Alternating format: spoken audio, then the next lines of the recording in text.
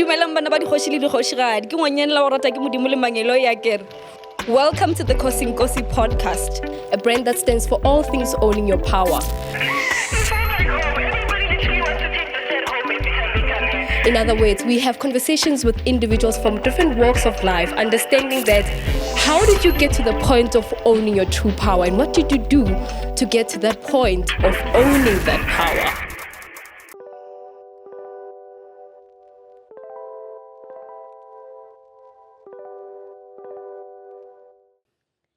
Dumelang bana ba dikgoshi le dikgoshigadi ke ngwanyana la o rata ke modimo le mangelo ya kere. Welcome to another episode of the Kosinkosi podcast, a brand that stands for all things owning your power. On this podcast, we open up conversations with individuals from different walks of life to try and understand, when did you get to the realization of your true power, and what did you do to get to that point of owning your power? We believe that confidence is something that comes from within you, and we also believe that fashion statements and clothing is a big part of that process. I am your host, Horan Liseilani, and in studio today, I have with me a very well-known comedian. He's also a producer of Keeping Up with the Xhosas, and he's a married man, a father of twins, and well-known for his famous jokes, Madiba joke. NDUMISO Lindi, welcome to studio. What an intro. Yes. Wow. Thank you for joining me. You look absolutely handsome in your Kosinkosi menswear. Yeah. Yeah, you look dapper in Man, that. I look like a traditional praise singer. Yes, you're also well known for making fashion statements with your hat. What does that mean for you? Yeah, it was really not a fashion statement rather than it was my comfort zone. Yeah. Yeah, growing up, I used to have acne in high school, and my brother was into hats. So every time he went to like varsity or tertiary where he studied, he would leave some. Then I would just steal a few of his hats and I would just rock them. So I would just hide under those shadows of the hat. And it just became a thing of mine that I love hats, caps, and stuff. So when I started comedy, the first thing I went to go look for was the hat. Oh, the hat. Yeah. And then, but the thing about a hat is you can't just put a hat on and then be all scruffy. Yeah. T-shirt, nyana, or jeans. You have to dress up for the hat, and look nice with it. There was a comedian called, when I started, Koki Falco. He came to me after a few times I've been on stage. He said, I like what you're doing, but you need to work on your image. I was like, what do you mean? It's like, you look like everyone else. I was like, oh, okay. I never thought about image before that. Yeah. Then I was like, okay, since I've got the hats going, I might as well just dress it up. So I just started putting on a tie, putting on a shirt, some back then like jeans. I was still a student, jeans, and then it evolved over time into like a bit of a suit and a bit of a mix of semi-formal and stuff like that. Yeah. That's interesting to know. I would have never thought that insecurity of you having acne would lead you into that whole, and now we see it as a fashion statement. Because I thought that it was just a fashion statement that you made, like part of your image to just put on a head and do comedy. Yeah. Oh, no. And also putting on that head, it gave me, when I stepped on stage, I had this alter ego thing going. I became my father. For some reason. What do you mean you became your father? It's like it's an alter ego I created when I step on stage. I was myself, but not myself at the same time. Because when you step on, you are in control. Like you channel that energy from somewhere. Yeah. And I think I channeled it from my father. Your father. Just the way he used to greet. Good evening. It was very solid. It's very what do you call it? I'm looking for the word now. Yeah, English out the window. Yeah. But it will come back. It's okay. We will come back to it. it. Just for someone who's watching this podcast or listening to this podcast and hasn't really heard about you before, please take me through your journey as a comedian. How did you start? How did you even know you were funny? And how did you, when did you decide that I'm going to take this as a career and I'm going to go for it? Yeah, man. First of all, I'm from Eastern Cape, King Williamstown. I should have introduced myself the way you started with Tswana. Is it Tswana or Spade? Spade. Yeah, I should have just started like that. But my dad and my mom called me NDUMISO Lindi. No, know? but you're welcome to do that Yeah. intro. No, man, Yeah, it's fine. yes. So all the way from Eastern Cape. Funny enough, when I started comedy, I didn't know what stand-up comedy was. That was 2003. Yeah. But before that, I remember when I was in high school, my dad woke me up and he said, "There's something you need to see." And then it was a school night. And then he said, "Don't tell your mom I woke you up." So we go to TV, go watch TV, and Barry Hilton was on. Yeah. Right. He was doing these shows called the Barnyard Theater shows, right? And he's busy performing. And for me, people who were funny at the time were masters of ceremonies, right? With the icebreakers and stuff. Yeah. So I'm watching him performing, but back of my mind, I'm like, when is he introducing someone? You know, but he keeps going. Just keeps going and joke going. after joke after joke.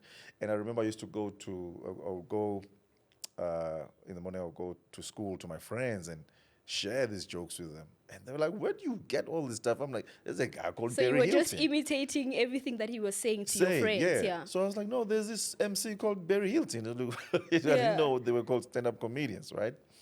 Oh man, he had outshare one. He had this awesome joke that he did. He used to say, Devon, they were investigating Desmond Tutu during apartheid days because he had the same routine every morning. And so he'd wake up, dress up, get ready for the day, jump in his car, go to the nearest phone booth, and grab the phone, say a few stay there for a few minutes, and then start his day. Then they were like, "You know what? Let's tap that phone. We want to hear what it's saying on that phone." This is apartheid police. Like the next day, does the same thing. Dresses up, gets ready, jumps in his car, phone booth, and then starts his day. They grab the recording, they play it back, and it went. He gets in the phone booth and he says, phone on the wall. Who's the greatest bishop of them all?" And the phone went, doot, doot. He said, "Thank you." And then he starts his day. That's all he did. That was the most simplest joke I have ever. That was the start of things for me. I was like, that is amazing, right? And when I finished high school, I just wanted to be out of Eastern Cape because my dad was from Humastop. So when you drive to Humastop, there's a sign that says Humastop, turn here, or carry on straight to Western Cape. Every time we used to stand to Humastop. Then one day I was like, "Can't we just go?" And then one day he was like, "You make that your own journey. Mine starts and ends here." So when I finished matric, I got in that bus, man. I couldn't wait. I was like, "I'm going to Western Cape. I want to see what's going on there." Yeah, Yeah. over that street sign. And that's why I moved to Cape Town. First friend I met, Molita Matab. He used to go on about, because I was a very like make guys laugh and social guy, you know. Used to tease guys. I got it from high school. So you found out that you were funny from high school Yeah. before you knew it was an Before I actual knew, career. Yeah, Okay. I mean, I went to a boarding school, so even the guys I used to be around, they were very funny. You know, we used to tease each other. I learned how to make fun of someone without offending them. Yeah. You know, and then they become part of the joke and they laugh.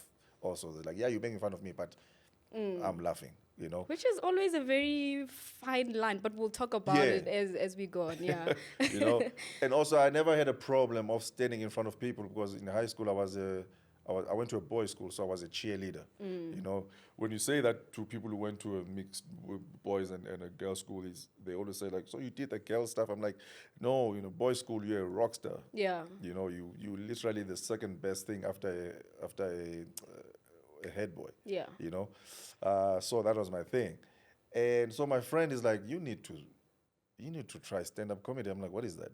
So he tells me, stand in front of people and tell jokes. I'm like, I'm not gonna do that. I'm not about to do that. Yeah.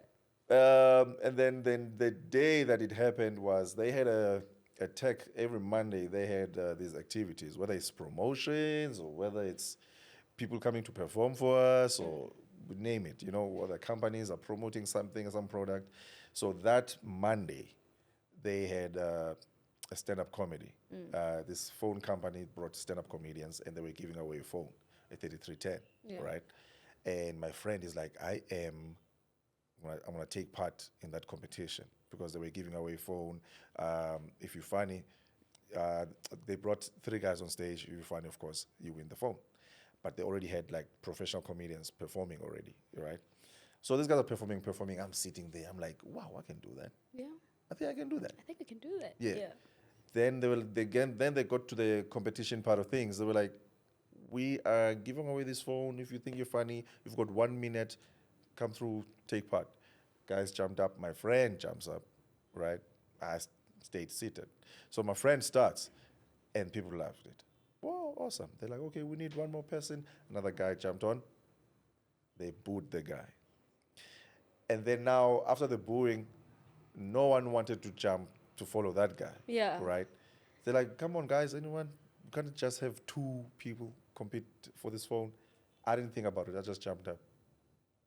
Got on stage. I just made stuff up on stage. Then I ran out of time. Then my friend won the phone. Then I told myself from that moment, because this thing became an annual thing. Yeah. I told myself from that moment, next year, I'm going to prepare until be ready. and be ready for next year, right? And really, it happened like that. And I prepared, kept on writing. They came back. I was so ready for that phone.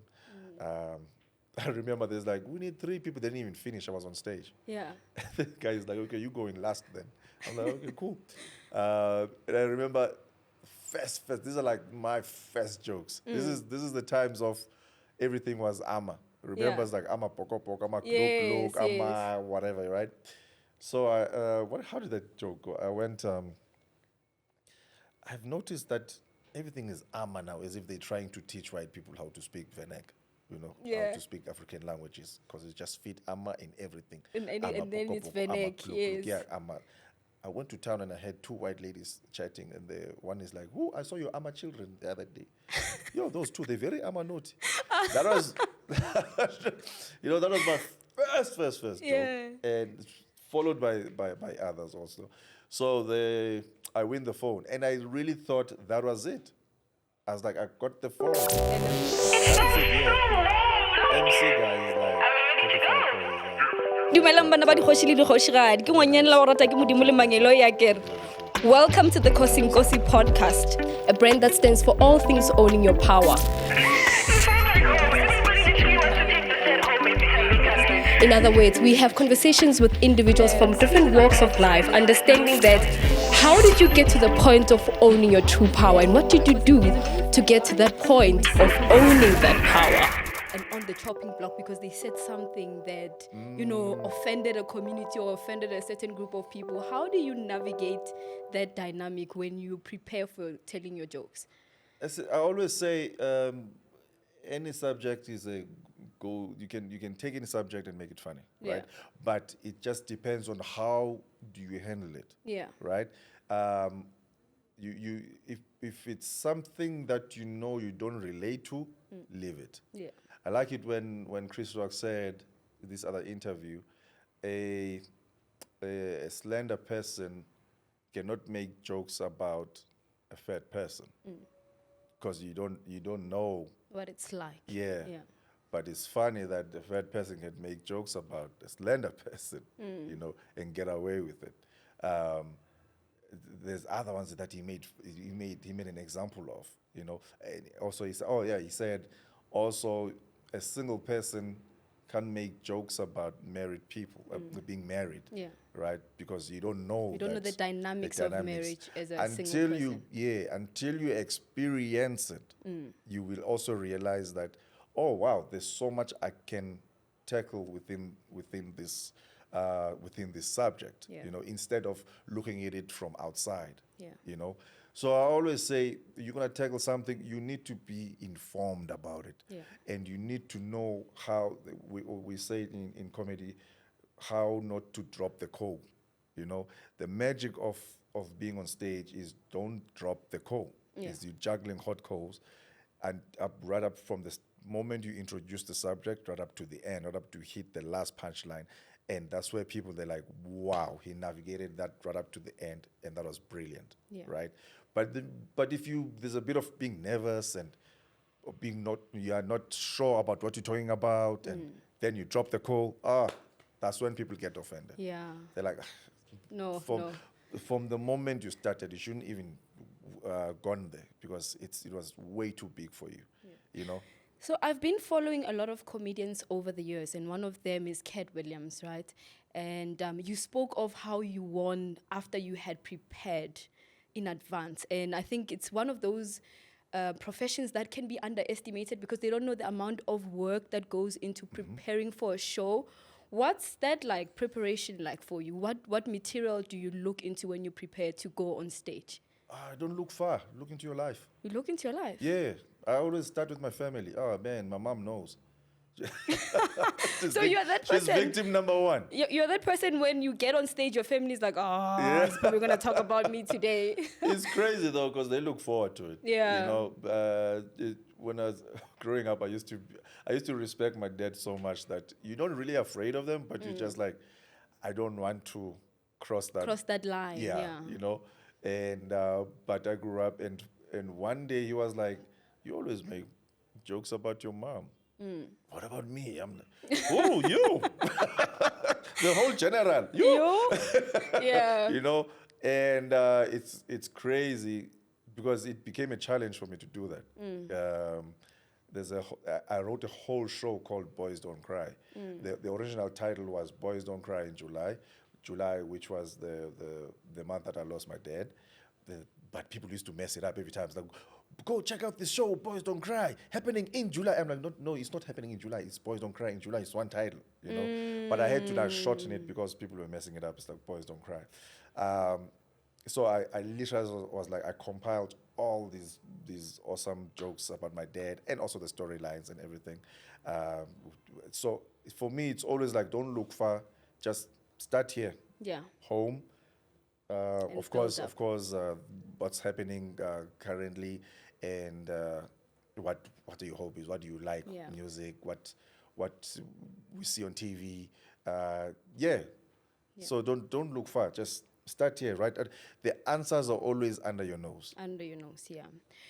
Since the beginning of this interview, you spoke about your dad you taking the persona of your dad. I mean, you mentioned him quite a lot, and now you just opened about losing him. And you did a whole stand-up show about Boys Don't Cry in July because that's the month that you lost your dad. What was that experience like for you?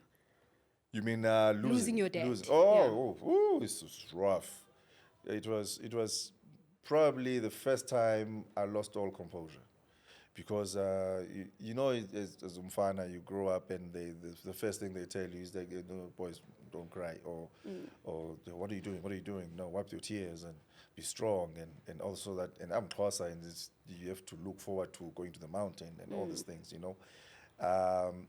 When I lost my dad, it's as if I was crying for all the moments I had to be strong. Yeah. You know, because it hits you that's the voice that kept on, that was there every time you hit hard times. You know, that voice that says, get up, dust yourself off, try again. You know, fight, keep going. I'm proud of you, go, do it, you know. All those, but at that moment when you realize that voice is gone, you fall apart. Yeah. You're like, this, because it hits you right then. It's like, this was the man, you know. And that moment is like,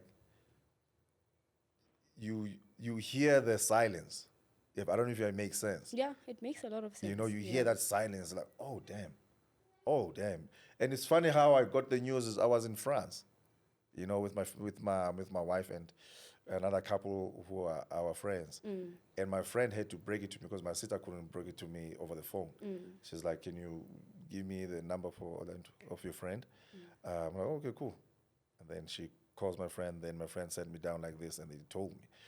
And the first thing I did was to get that man thing, like, cleaner, or, you know, just, what are you doing? Just harden up, it's fine. It's okay. I'm like, okay, cool. I'm fine. My wife tries to give me a hug, and I'm fine. Then the room starts getting warm and everything. It's just like you can feel you Sweating. are sweating and you're about to explode, you know. Then I like, guys, I need to excuse myself. I'm gonna go to, because we're in their room, hotel room. I'm gonna go to our hotel room quickly. I went there and I fell apart. You know, I always say tears are like EFF. When they are coming, there's no stopping them. They, it's like, you know, you are trying to stop crying, but you can't. You can't. It just kept coming, you know. So when I wrote that show and I started performing it, it was so hard to do. Because I booked 4 nights at this theater. And the first 2 nights, my voice was cracky and shaking. Yeah. The emotions were there. But I'm trying to control it. Because at the same time, even though it's such a personal show, it still needs to be funny. It's still, yeah. You know, you are still a comedian, right? So I'm busy juggling that. So the first show was like, it was all right. Second show, then I kept going. The best thing I did was to every night I would go back to like, okay, what needs to go back to the drawing board? What needs to be fixed? What needs to change? What line needs to be out and whatever. But the third and the fourth show, I got the rhythm of it. Yeah. And that, I think those were the first times I took off the head. At first I was all comfortable. You know, the head was my trademark thing. And then I was like, I needed to pay respect. This is not like any other show I'm doing. I need to pay respect, take off the head. Also, I needed to feel vulnerable on stage. Yeah. You know, and I needed to feel naked, actually. You know, so I took off the head, and for some reason, I felt it. I was like, okay, this is it. And that show helped me deal with the grief. Yes. Oh, it helped me like a lot. In fact, the idea came from what do you call it? Is it a psychologist or counselor? What? Yes, they are psychologists. Yeah, psychologist. It came from a psychologist because she was like, you need to do something you love doing to start getting over, you know, taking control of. To deal with the grief. You have to deal with the grief Yeah. and take control of it instead of it taking control of you, you know. And then she's like, what do you like doing? I was like, no, I like being on stage. She's like, even better. Talk about it on stage. It's like, oh. Then it's not like something you can just practice. Like it's not like jokes you can practice at in club shows or whatever, because club guys, they won't understand. Yeah, why is this one now telling us about the lost? And it has to be in that setup of a show, because you are taking people through a journey. Yeah. You know, and what was amazing about that is people after the show, the feedback, because I was like, this show is more for me than you guys. Yeah. Yeah, you pay to watch me. But it's for my healing journey. Yeah, this is for my healing. This is literally for me. If you walk out here thinking, oh, what a waste of money, I'm sorry, but this is for me. And but the reviews were awesome. Yeah, people were like, wow, thank you for that. You know, So is it safe for me to say that going through therapy and doing what you love most, which is comedy, I mean, you got that idea from therapy. Yes. Would you recommend therapy, especially to boy children? I mean, there's a lot of stigma around you guys having to be strong and just man up.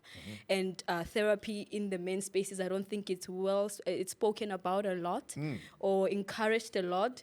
From a perspective of mental health, would you encourage that people go in that direction just for their own, you know, personal healing journeys? Definitely. Yeah. Oh man, definitely. That whole thing of growing up and you are holding things in and you think you've dealt with them. Oh, believe me, you are hovering. Is it, what's the word? Hovering. A time bomb. And it's just waiting to explode. And a small thing can happen in your adult life and you don't understand where does that come from. You know, for me, it was that moment of losing my dad and I just didn't know how to cope. You know, I've been strong. I've been, you know, been through things. You handle life and, or have a sense of being weak and you like, you know what, let me just go home. This one needs my ancestors around me. You know? And but then I realized talking is the best one. Yeah. You sit with someone and they ask you the right questions and have that conversation, and you literally just feel so light. Yeah. You know. Also, growing up, I didn't have that open conversation thing with my father. Father, he was a father. It was a closer dad I'm talking about. You know, can't just go to him. I'm like, some things I'm going through, or this first girlfriend broke my heart, or all these things. So, because the first thing you're gonna get is that, I toughen up. What is this now? You know, and so it was my first time to just sit with someone and talk. Yeah.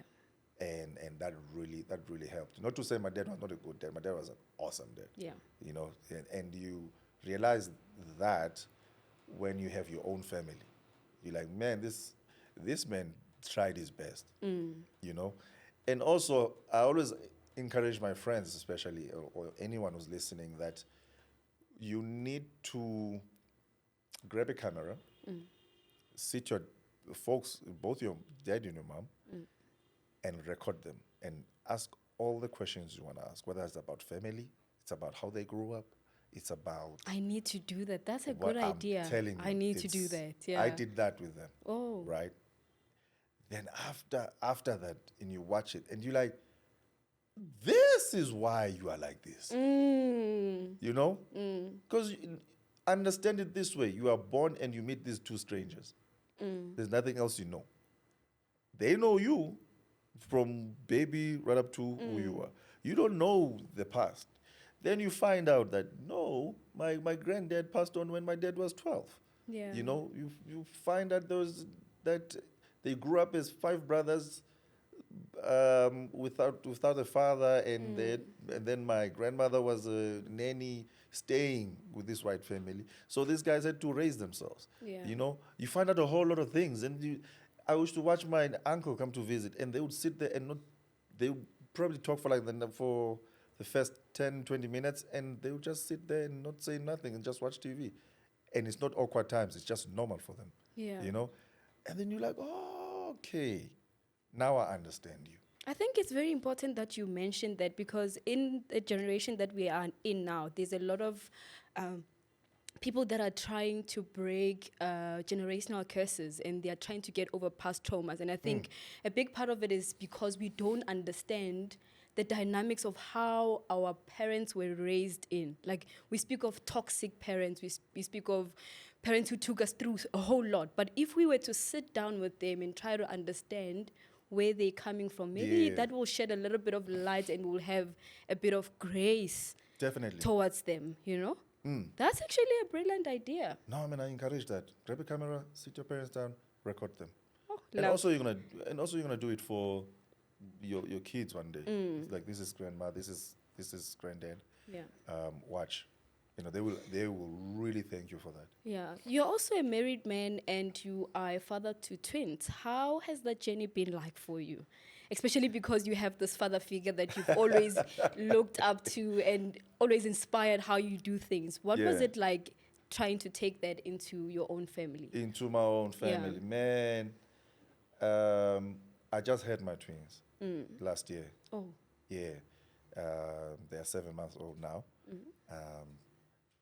It's been a long journey, I'll tell you that. Yeah. A rough one, you know, for me and my wife.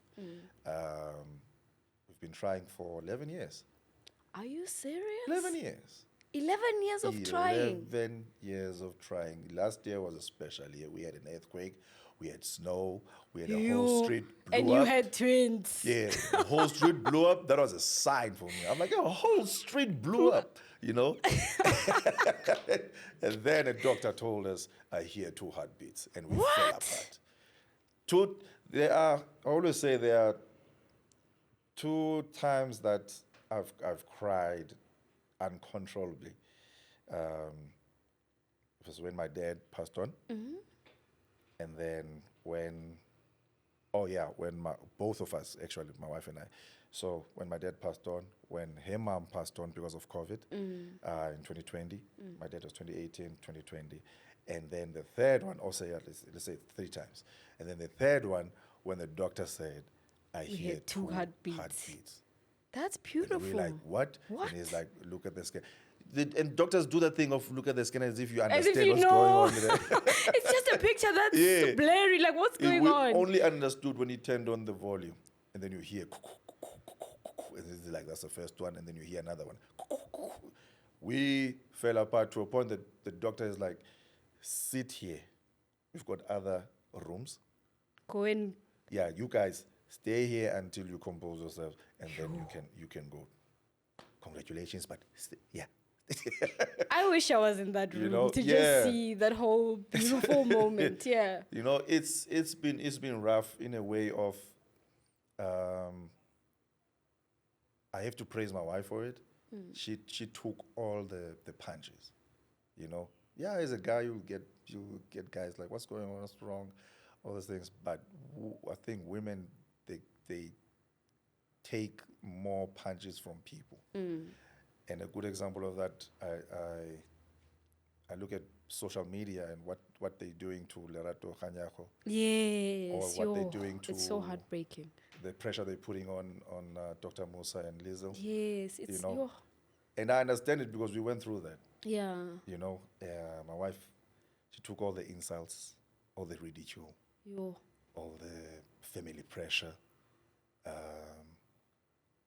Insults like, you're not a woman, you're a girl. Yeah, you're not a woman enough until Yeah. they see you pregnant. Like, you guys have been married. What's going on? One was, this is for a family member. One was, it's so nice to know that you can give your husband kids. This is a family member who knows our situation. Oh my God. And then you watch your wife, they fall apart. You know? So we took them, man.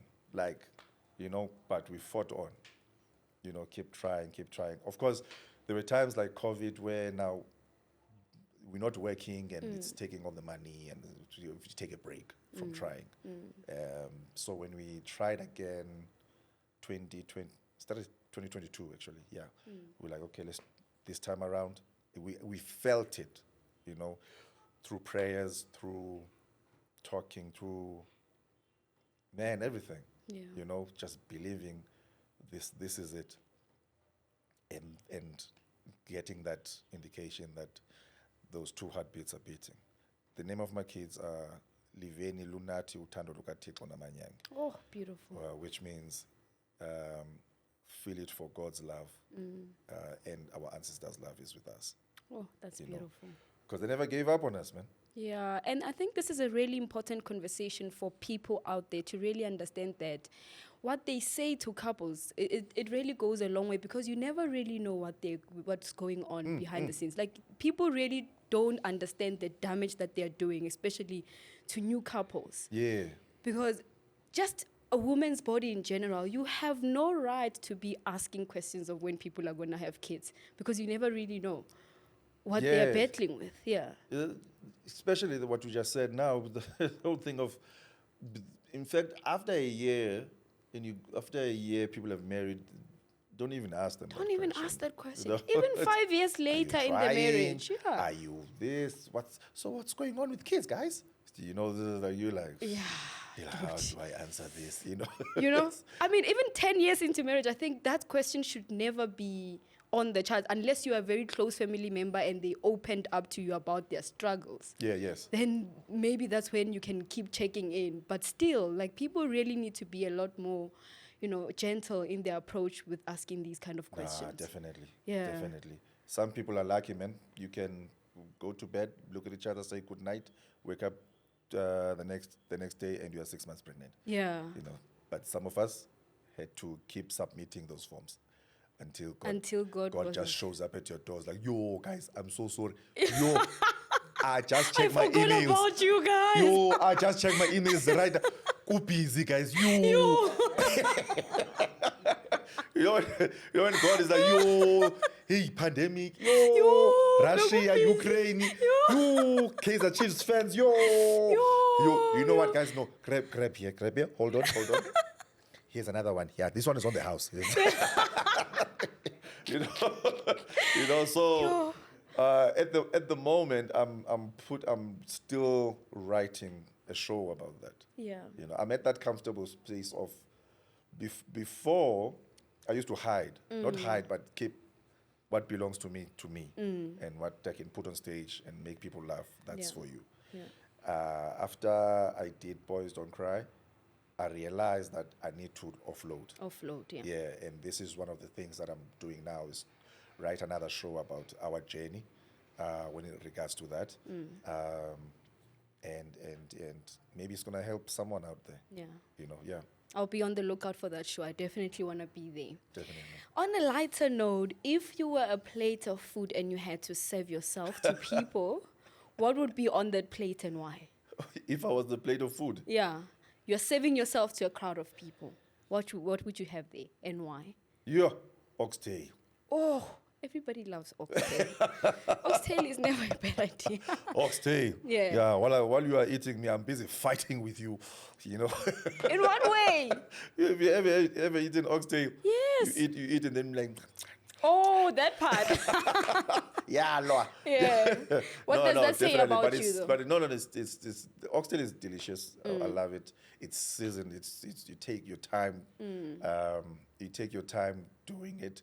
You also add on all these ingredients.